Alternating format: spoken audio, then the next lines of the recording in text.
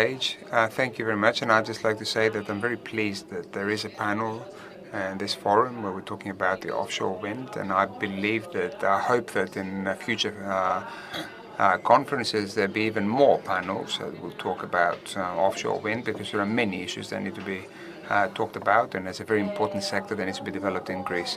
On my side, I'd just like to mention a couple of things about ocean winds. For those who didn't see the very nice video that was playing just before we started, ocean winds is essentially CDPR and NG joint venture on offshore wind.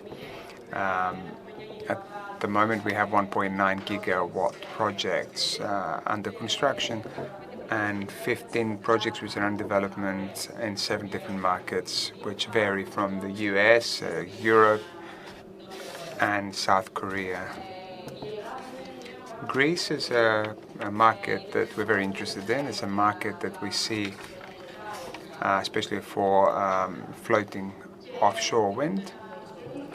And we've been working on this since at least 2019. As previous speakers mentioned, it's particularly encouraging that Greece passed the law on offshore wind last year. That was a very positive step. Now, as for the particulars of the law, I'm going to talk about later.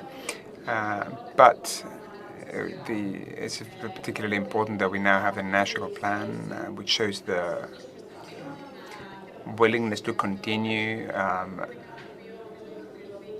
And this is something, of course, that's clear from the ministries and the EEP and everyone. Now, as far as the national plan, this is a very important step. Of course, there are further steps that are going to follow. Another positive thing about this is that there's the spatial planning, and the fact that there is a certain level of stakeholder engagement with government departments who also offer their opinion, so to speak. Of course, there are other partners, which in theory is going to facilitate this process. This is, of course, to be seen in the future.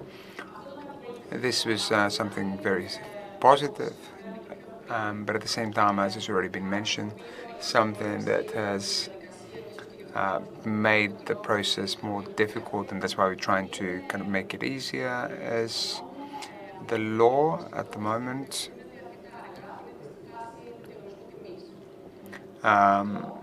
Location is determined only at the stage of determining the price. This makes it difficult for the investor to invest the development costs from an early stage. And this is why there are all these centralized system service.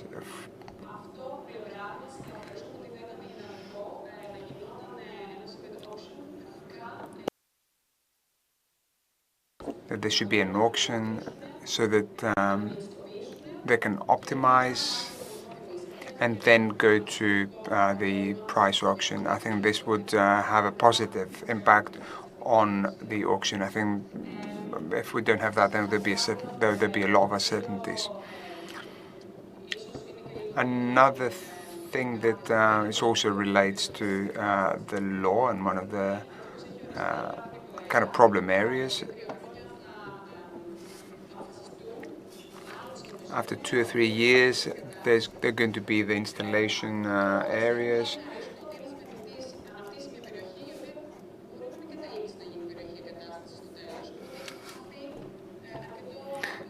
That means that there's a lot of investment cost that's been wasted if we don't actually manage to have a sort of. So in order to develop, we need robust policy.